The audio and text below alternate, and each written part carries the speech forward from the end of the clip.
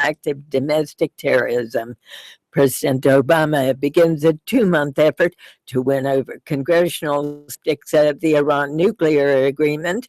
And Republican Governor Scott Walker of Wisconsin enters the presidential race. Here for the domestic hour, the Friday News Roundup, John Harwood of CNBC, Gene Cummings of the Wall Street Journal, and David Rennie of The Economist. And since it's Friday, you can watch a live video stream of this program. Go to our website, drshow.org. You can also join us by phone, 800-433-8850. Send an email to drshow@wamu.org.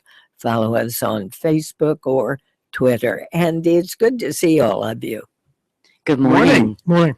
Nice to have you here, John Harwood. Talk about that horrific shooting in Tennessee. Do we know for sure that this was an act of domestic terrorism? Well, I must say, Diane, I always bristle a little bit at the idea of applying a name to attacks like this. It's terrorism by definition if you look at what happened. But yes, authorities are looking at whether or not this young man had ties to terrorist groups. There are reports that his father was once investigated for the idea that he might have supported financially terrorist organizations. Some of the messages that he had posted about Islam raised some questions, but I don't think we know enough yet to say there has been a report even just this morning that he had traveled overseas in the months preceding this attack. So we just don't know, but authorities are scouring all the electronic and other physical evidence to see. Gene Cummings. Yeah, as John said, they're not saying definitively now, but that is, of course, the line of investigation. And when you add, in addition to looking at his family background, if you look at the target, because this is the very kind of thing that ISIS on social media has been urging followers to do, to basically commit random acts of violence. And some of the targets that they suggest are military targets in the United States. David Rennie, why is it important to define it as an act of domestic terrorism or not? Well, there's two ways in which it's important. And I think one way which is unhelpful is it becomes a partisan issue, because we've seen with previous shootings, for example, the Muslim psychiatrist who went on a rampage at Fort Hood, there was a big argument as to whether that was a workplace accident, and that played into the idea that you heard from some conservatives that this administration, President Obama, is somehow reluctant to call radical Islam the threat that it is. I think what's a much more helpful discussion is how do you stop this kind of radicalization of people living in the country? And it's very much, if you talk to national security officials in America, but also in Europe, this is their worst nightmare. People with American passports, European passports, who by all accounts had assimilated perfectly. He went to high school in Tennessee, he went to university, he got a degree, he had a good job. This wasn't some disaffected, recently arrived kind of lone wolf. This was someone who, to all intents and purposes, was living a completely American life and then became radicalized. And that is, as I say, if you talk to intelligence people, that's their worst nightmare.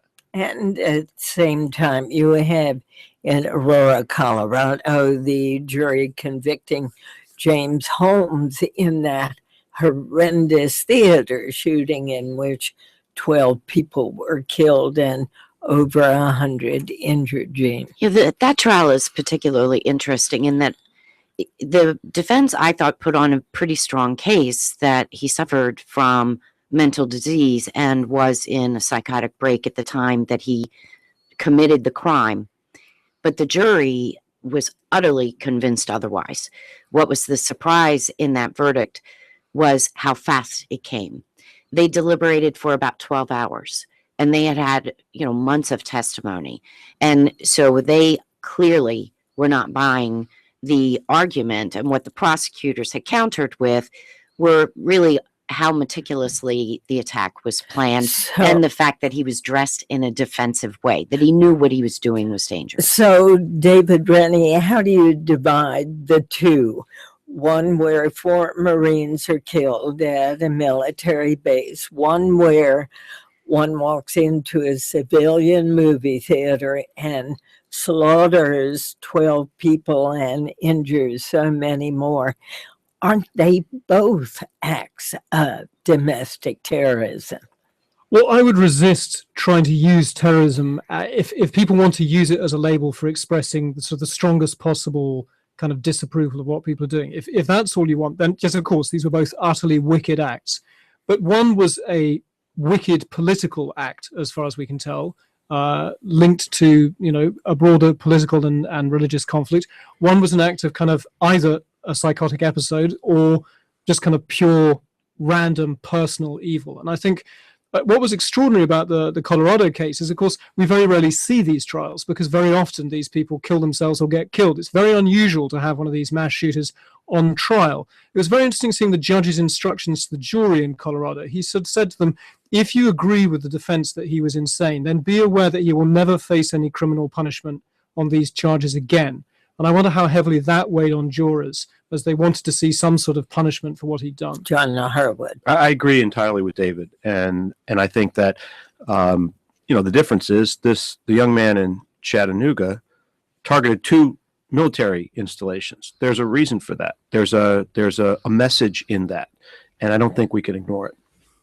It's interesting that USA Today reports that since the Colorado shootings 3 years ago, 78 additional mass killings have occurred, claiming the lives of nearly 400 additional victims. So, And virtually nothing has happened in the Congress since then, nor is likely to happen during the last year and a half of President Obama's term. This is one of the great disappointments that he had. It is shocking to many people in parts of the country that Congress has not acted, but the deep-rooted presence of people who believe in the Second Amendment and the rights of gun ownership, and the idea that steps proposed in Congress would somehow incrementally restrict that right have proven much more powerful, and the intensity of that opposition has proven more powerful than the broad support for the kind of steps that the president advocated, and we're going to hear in the 2016 campaign as well. and here you had this killing out in California, where an immigrant who had been deported 5 times killed a woman on the street walking with her father. I mean, guns. Well, the one thing that is a little bit different and long-term might help is that while nothing can pass in Congress for the reasons that John articulated very well, the administration is actually starting to keep some data. And one of the things that's been lacking from all of the gun debates is that the proponents of change have not had hard data to make their case because the NRA had prevented the Justice Department from keeping statistics. And that ranges from number of victims and number of cases, mass shootings versus single shootings. In addition, when people started asking about police officers killing civilians, whether black or white, what are the numbers? Nobody had them because that's another number they couldn't keep. Well, now they're starting to keep some of those numbers, as USA Today is able to report. That could ultimately start changing the debate. And the presidential campaign also, David Rennie. Although we tragically have not really seen any candidate on the Republican side breaking with the kind of consensus that gun rights are absolute. I think what the Colorado shooting should also remind us is the absolute toxic insincerity of the pro-gun lobby and the NRA. Because when we have these mass shootings, their constant refrain is to say, don't blame guns. This is about mad people. This is about mental illness. This is about sickos. This is about crazies. And then they devote extraordinary effort to making it impossible or as hard as possible to restrict the access of mentally ill people to guns. I mean, let's not forget that the single most, the one thing tried after the terrible school shooting in Connecticut was to eliminate loopholes in the background checks, which the NRA fought tooth and nail. But all that's trying to do is to more consistently check that people with criminal backgrounds and mental illness don't buy guns. So the one thing that would actually logically follow from their focus on the mentally ill, they block. So I think you can see there the total insincerity. Diane, I will say that I think the people who want more restrictions on gun ownership are going to win. They're just going to win more slowly. We've just been through a situation in gay marriage where you had a very rapid change in attitudes. The same kinds of people, older, rural, tradition-minded whites, are the people who are on the side of the pro-gun, and over time, they're going to lose. John Harwood, CNBC and the New York Times. Don't forget you can watch the program during this hour by going to drshow.org and click on Watch Live.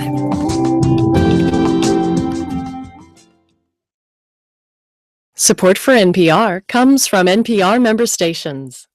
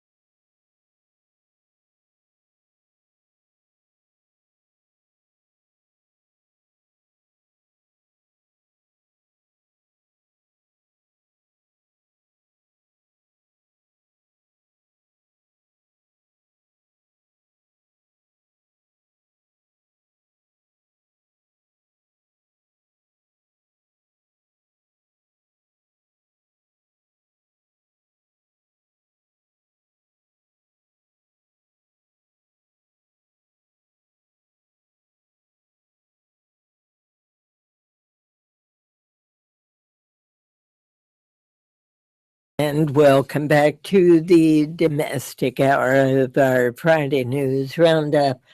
We were told that Reuters is saying the Chattanooga shooting suspect possibly made multiple trips to the Middle East, to both Yemen and Jordan. Then we have an email from Catherine who says, is it because his name is Middle Eastern and he has ties to radical Islam that this is immediately called domestic terrorism? When the young white man slaughtered 8 black men and women in a church, it was called a potential hate crime, and the media hemmed and hawed over whether was domestic terrorism. Does a killer have to be Muslim in order to be a terrorist? David Rennie.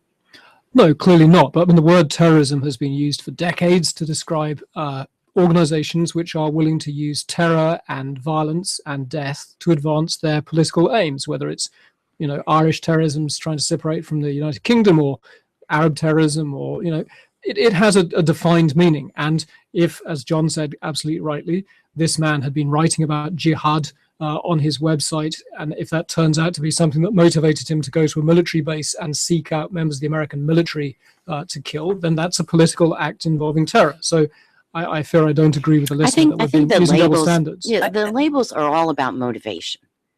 What motivated the shooter? In Colorado, it was declared a mass shooting because there didn't appear to be any kind of political agenda on his hands. It was evil or crazy. In South Carolina, it's a hate crime because it was driven by racism. And this one, targets are military targets. I mean, the first thing we all saw was not his name. What we saw was his target. Indeed. Right. And here's an email from Greta who says the FBI defines international terrorism as acts inspired by groups or ideologies.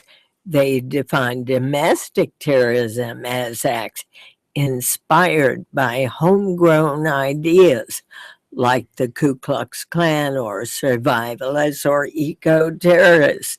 The distinction, says Greta, is lost on most commentators. John. Well, fair point. It's lost on many. I will say on Dylan Roof, there was some reporting indicating that he had some notion that he wanted to incite a race war. That could be seen as a political aim. The problem is that basically nobody else wants a race war except for. All right, let's turn to something very political, and that is the Iran agreement that was reached on Tuesday. Now Congress has, 60 days, Gene Cummings, to review it, to comment on it, and whether to decide to agree to it. Or to approve it. The Congress's power in this case is in all likelihood to be symbolic, that they will express, we can expect that all of the Republicans have lined up against it. Even Rand Paul, who initially thought having negotiations with Iran, avoiding military confrontation, using diplomacy, he said many things supportive of that. But then when he saw the details, some of them bothered him, and even he came out against it. So, we can look at probably a very partisan vote. So the Senate Democrats are where everything hangs. And I think a lot of the focus is going to be on two of them. Chuck Schumer in New York. He's sort of the leader in waiting. He also is a strong representative of the pro-Israel advocates, Jewish community. How he comes down on this is going to be influential with many other Senate Democrats. And you have Benjamin Netanyahu, the Prime Minister of Israel, speaking out strongly against it. How likely or is he to influence a majority of Congress to vote against it? I think he's played a fascinating role, not just this year with his visit to Congress, but his speech at the UN previously. He plays a double role. I think there are a lot of grassroots Republicans who frankly think that across the entire piece, personally makes the most sense when it comes to the Middle East and dealing with Muslims is Benjamin Netanyahu. And you will hear Republican members of Congress saying privately, joking that frankly he could win the nomination if he was running for 2016 for the presidential nod, because he captures quite a chunk of the Republican opinion. But he has also in the past overdone it. And some of his most recent comments where he said that Iran was plotting to take over the whole world, he has within him the capacity to take his rhetoric just a step too far. And that probably ends up helping Democrats roll into line. And if he also makes it very partisan by siding so blatantly with Republicans, and as Gene says, absolutely correctly, to overturn a presidential veto, the Democrats would need to lose 13 Democratic senators, and then you would have a 67 Senate vote, which would overturn President Obama's veto and kill this deal. Which he has already threatened to do. So unless he loses 13 Democratic senators, he's safe. And the more that Benjamin Netanyahu makes this into a partisan issue for the right, to some extent, that helps Obama because it keeps the Democrats on board. And Diane, I think that's the key point, talking about the veto override numbers.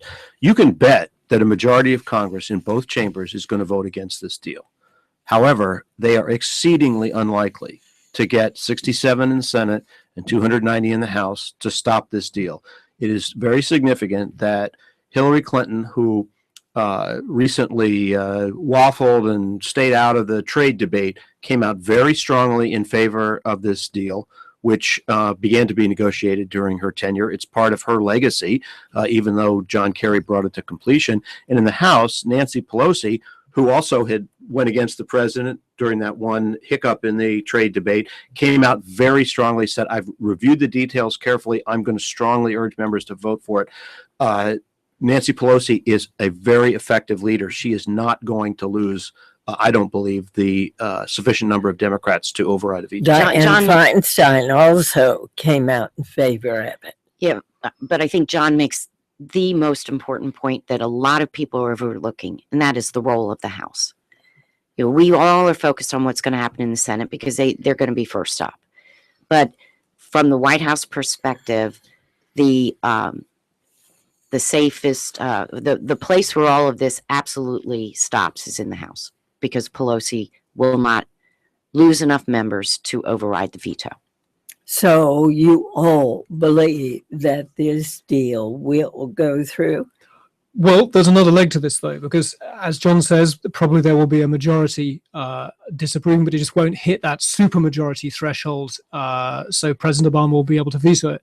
But if it comes close, then the politics of that are pretty bad. And I think what was interesting is on kind of day two, you could see both Republicans and Democrats saying from different angles, Republicans saying, if we can't overturn the veto, let's try and make it clear that this thing does not have legitimacy because a majority of Congress disapproves of it. And you see Democrats worrying about the consequences as this deal unfolds, because there's going to be some bumpy moments. There's going to be some accusations of cheating. We could see Iran, messing around with inspections in months to come. This will then play into the presidential debates and the contest. If hanging over that is an unbelievably narrow, squeaking kind of victory in Congress with a big majority against it, that's not great. Do we have any idea yet about how the American public feels about this deal? Any polls yet? Not, I haven't seen anything done just this week, right? The deal was announced Monday. The most recent poll for the Wall Street Journal last month had 47% of the public said they don't know enough to have an opinion on this. So, and then there was a slight majority in favor of negotiating the deal. So public perception is very much up for grabs. All right. I think there are multiple things true at the same time, Diane. One, I've been surprised in looking at our NBC Wall Street Journal poll over the last couple of years at the amount of willingness expressed by Americans to use military force to stop Iran from getting a nuclear weapon. At the same time, when President Obama says the only alternative to this deal is another war in the Middle East, that touches a nerve in the American people. And the final thing is, I'm sure that you're going to get robust numbers who say you can't trust the Iranians, they're going to try to cheat, and it's going to be a little bit of a blur of those three truths at the same time. John Harwood, let's move to President Obama's as the first sitting president to visit a federal prison. That was pretty dramatic yesterday. I thought it was dramatic. It was dramatic not only in that first being achieved, but the way in which the president talked while he was there. The idea that president who has written in his own autobiography of using drugs when he was a kid, a teenager, young man, and reflecting on, but for the grace of God, I could be in this situation given the way sentencing and criminal justice policies evolved during the 80s and 90s when fear of crime was so high. It was very poignant, and I've got to say, I think for all of the predictions that this president was going, and this started very soon after he was reelected, and healthcare website, people were talking about second-term curse and its disaster and presidency's over and all that. He is loving this phase of his presidency. He doesn't have to face voters again. He doesn't have to campaign for Democrats and subsume what he wants to the political needs of those Democrats. He's doing things that he believes in. He loves doing it. He loved defending that Iran deal at the news conference the other day. He would have stood there for 2 hours and talked about that. I was so impressed. I mean, he was sort of saying, "What's the matter with you guys? Ask me more." I thought it was funny at the end when he actually had a piece of paper where he said, "Oh, what are the other arguments I've been hearing? Oh, here they are," and he answered questions that weren't even asked. Asked. On the prison reform, this is one we all hate to predict, right? But this one I think he's going to bag. And that is because we have a story in the Wall Street Journal. His ally, one of his allies in this fight, are the Koch brothers. Who would have thought? First he deals with Cuba, then Iran, then the Koch brothers, right? Talking to people who we don't normally talk to. But Is he going to open an embassy there? yeah, really. But David Koch very much is a proponent of this prison reform proposal. And so imagine those forces combined going to Capitol Hill. You have the president talking to the Democrats. You have the Koch brothers talking to the Republicans. This thing has got real legs. Strange bedfellows. Yes. That's right. And of course, what this points to is, growing sense of how this rather young president is going to use this, presumably, hopefully, God willing, very long post-presidency. And above all, he's starting things like My Brother's Keeper, focused on young African-American men who have all the sort of terrible problems that we know of in terms of, not graduating from high school, going to prison in large numbers. He has a unique ability to try and tackle that problem, and he has hopefully decades in which to do it. David Brittany, Washington bureau chief and Lexington columnist at The Economist. And you're listening to the Diane Rehm Show. So, Jean, on that issue, you see good chance of bipartisan support. And just to give the listeners, what he wants to do is really, first and foremost, get rid of mandatory sentences so that you're dealing with the human being in front of you. Exactly. And not just a set of facts. He really had some interesting words to weigh in on regarding Bill Cosby. That, I got to admit, that one took me by surprise. First, on two fronts. First of all, it was apparent that the White House had researched whether they could take that medal away, whether they could revoke it. When he was asked that question, he knew the answer. There's no legal precedent, or there's no historic precedent, which means they went and looked. Somebody considered it. Well, in fairness, though, Gene, at White House briefings, Josh Earnest was peppered for days with the question, are you considering revoking the medal? And the answer was, well, we'll look into it. So I think some of that was in response to Yeah, those right. questions. Absolutely. But his comments he seemed so conflicted because Bill Cosby has been a friend. I didn't think he looked conflicted. I thought think at the end when he said what he said, forcefully, right, clear, right, that if you drug anybody and have sex with them, that's rape. He was very, very clear. But I also, and I wasn't in the room, maybe John wasn't, he could speak to it, but from what I saw, I felt like applying that standard to someone who had been a supporter and a friend was painful to him. I would agree. It had But he to did be it. painful, but he was very did it. tough.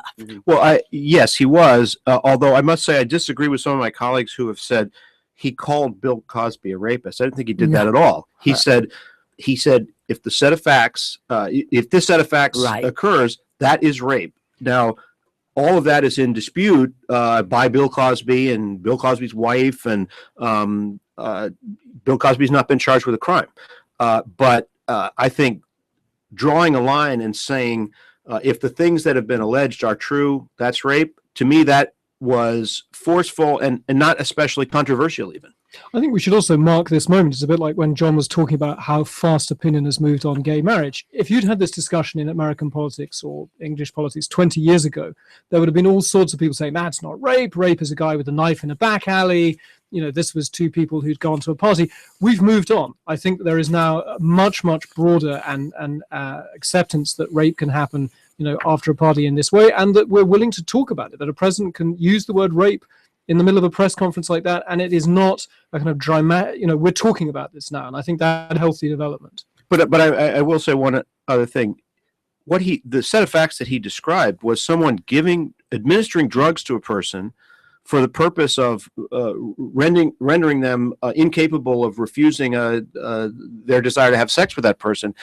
I don't see that as controversial by anyone. If you really want to get in the gray area, then you talk about the things coming up on college campuses about rape after or sex after two people have had too much to drink, and how is consent defined in that circumstance. That to me is where it gets gray.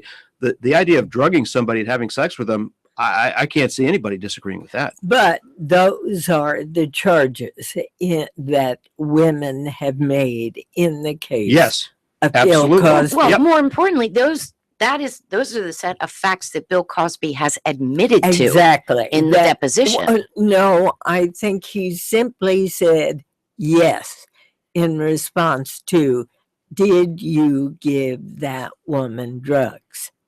He never said he then intended to rape them. And he didn't say that he did it for purpose of incapacitating. Exactly. And short break here. When we come back, we'll open the phone. Stay with us.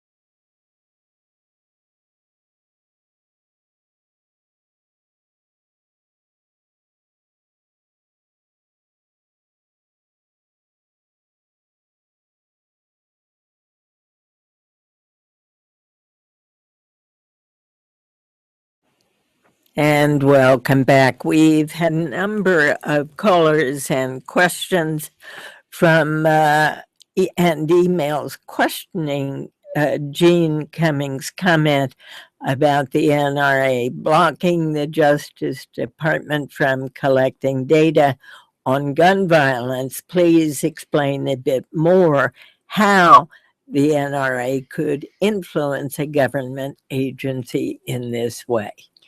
Well, as we were discussing in the break, the NRA has prevailed on Capitol Hill to have lawmakers withhold funding from not just the Justice Department, but as David reminded, the NIH as well. They have refused to provide funding for them to keep these kinds of statistics, and it is in that way that they have not been kept for decades. And it was only after Sandy Hook that President Obama issued an executive order for them to start keeping the records. That's right. You saw the National Institutes of Health and the Centers for Disease Control as their public health kind of hat on. They were studying things like suicide rates in houses with guns in and accidents with guns. And some years ago, Congress started defunding that systematically and saying that it was not part of their mandate to do that. So now, for the first time in a long time, we are having these records kept, John. Yes, and what we've seen in many areas is that the very act of keeping record, this is why the NRA didn't want them kept, over time, that can prove to be a galvanizing influence for action. Because once you know something and can prosecute an argument about it in the Congress, that's when that's how you ultimately prevail. All right, and let's open the phones now. 800-433-8850. Let's go first to Laurel, Maryland. Katang, you're on the air. Good morning, Diane, and thanks for taking my call. Sure. I'm a little bit conflicted about the definition of terrorism. During one of the discussions around domestic terrorism, the issue of this white young man who killed 9 blacks in a church came up, and one of the guests, after having agreed with the fact that there was a political motivation behind the crime, then sanitizes the act by saying, well, because nobody else believed in a race war, therefore we couldn't take that as a terrorist act. This young man, from the beginning, I think, based on what I know, thought that blacks are overtaking the world, and therefore they should be stopped.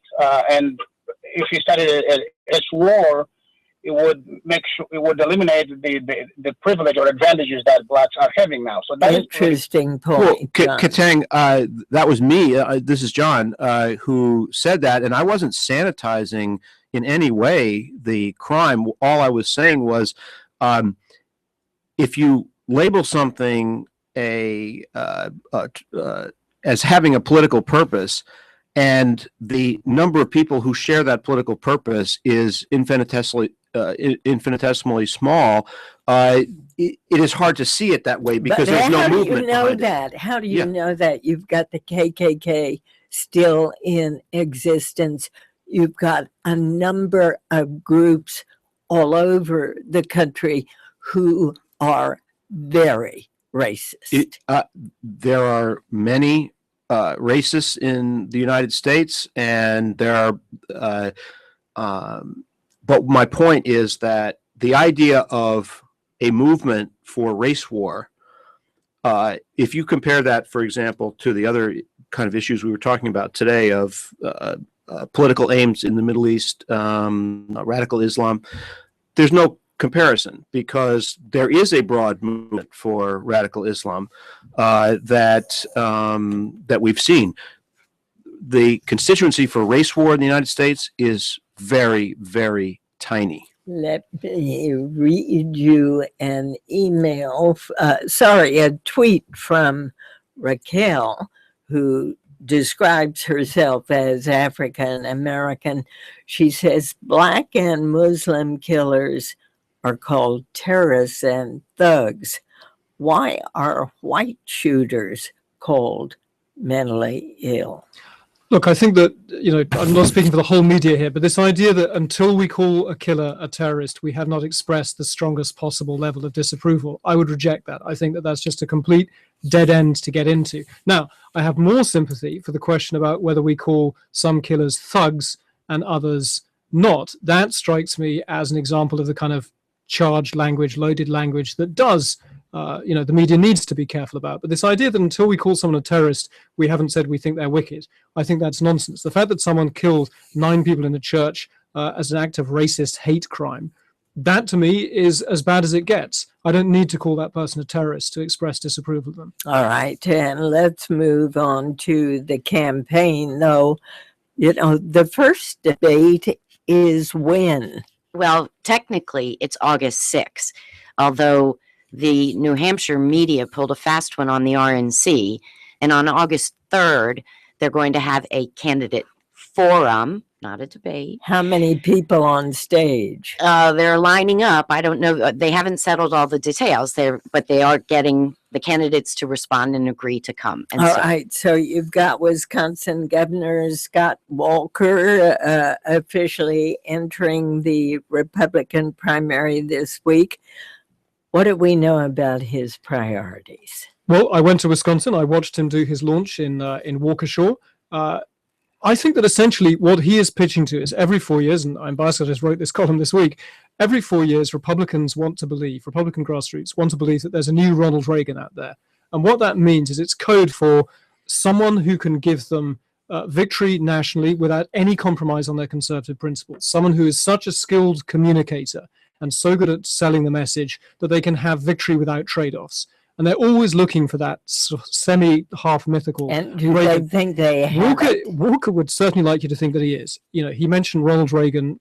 an enormous number of times in his speech. He has Reagan's knack of telling stories. So in his little chunk on Iran, he didn't just condemn the deal in technical terms. He said, we have among us here someone from Wisconsin who was the youngest hostage in the American embassy in Tehran all those years ago. And I remember as a kid tying yellow ribbons around a tree trunk, and he tells me he doesn't like this deal. That was Did he kind of mention Reagan- that he was married on Reagan's birthday? His wife mentioned that their anniversary is Reagan's birthday, and rather sweetly said that she likes to think he'd remember their anniversary even if it wasn't Reagan's birthday, but she's not sure. I think, though, the problem is that they're remembering half of Reagan, because Reagan was not just the scold that we saw Scott Walker being, drugs testing for welfare recipients, hard work is the way forwards. Reagan was a happy warrior. And I think that and he also was talking to the country, as a whole. He talked about the inner cities, opportunity in the inner cities. Walker's pitch, I think, at the moment is rather scoldish. It's also rather narrowly focused. He doesn't talk about immigration, doesn't talk about inner cities, doesn't really talk about anyone beyond the base. Well, it's also the case that Ronald Reagan was a candidate and was president in a country that is wholly different from this country. 9 out of 10 voters were white when Ronald Reagan was running. He ran at a moment of conservative ascendancy after a long period in which Democrats dominated the White House. We are not in that country right now. We're in a country that in the next election, 7 out of 10 voters are going to be white, which means 3 out of 10 are going to be non-white. That is an overwhelming Democratic constituency with different priorities, and Republicans are going to have to accommodate themselves to that reality. And just very quickly, if you want a fun fact, I checked the numbers. In 1980, when Ronald Reagan first became president, he scored 56% of the white vote in a country that was 88% white. Last year, when Scott Walker was re-elected governor, he did exactly the same thing. He got 56% of the white vote, the same share, in a state whose electorate is 88% white. His problem is that Wisconsin looks nothing like the rest of America. All right, let's go to Steve in Orlando, Florida. You're on the air. Hi, thanks. I have a comment, so thank you for giving my ego a forum. All right. My comment is that a very important story that doesn't seem to be getting much traction was reported by Bloomberg News was that the biggest increment of Jeb Bush's hard money fundraising for the first quarter came from employees of Goldman Sachs, which I think is very telling, rather than the moderate that he's often characterized as. Jeb Bush believes that Wall Street did nothing wrong. All right. Well, I don't think I'd go quite that far. We haven't heard extensively from Jeb Bush on what he thinks about the financial crisis and the role of the banks in that crisis. But it is true that Wall Street was, in terms of industries, his biggest backer. And that shouldn't be that much of a surprise. Wall Street weighs in heavily in presidential campaigns. He got about $300,000, maybe a little more, from 7 or 8 of the top big banks. Hillary Clinton got $300,000 from 7 or 8 of the top big banks. And, the fact that they got that support, or that Jeb got that support, wouldn't mean that he's not a moderate. In fact, when I talked to Ted Cruz this week at an event that my network hosted in New York City, he said that was proof that they are moderates. He said the 2 Wall Street candidates are Jeb Bush and Hillary Clinton. They're both status quo candidates. Don't believe what Hillary Clinton says about getting tough on Wall Street prosecutions. She's not going to do it. We need to embrace somebody radical. And Ted Cruz makes precisely the same argument that David mentioned about Scott Walker. That is conservatism leading to victory without trade-offs. And what about Hillary Clinton versus Bernie Sanders in the polls? Some little lagging going on there, Gene. Well, Bernie's touched a nerve. There's just no question about it.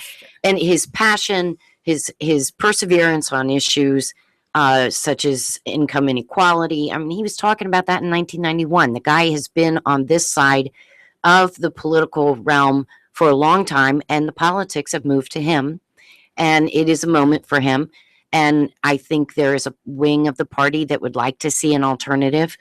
It'll be interesting this evening in Iowa when all 5 of the Democrats who are running in the primary will take the stage for the first time together. And he chants that Joe Biden may get in at this late point.